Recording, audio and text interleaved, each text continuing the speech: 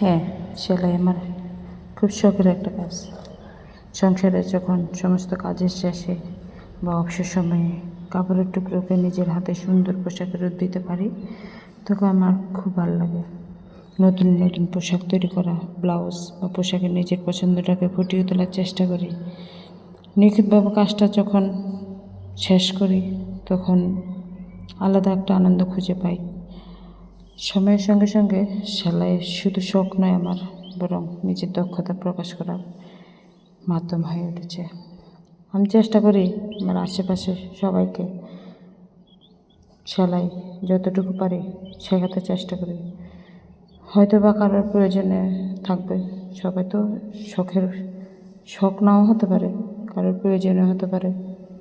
তাই চেষ্টা করি সবাই যেন একটা কাজ করুক। অনেক ইচ্ছে ছিল, কিন্তু হয়তো বা কোনো এক সময় বা সুযোগ আমি পাইনি। অনেক ইচ্ছে ছিল কাজটাকে আরও ভালোভাবে করার, সেটা করে উঠতে পারিনি। তো মন খারাপ করছি না, এখনও চেষ্টা করি ভালোভাবে কাজটা করার জন্য, আরও চেষ্টা করব।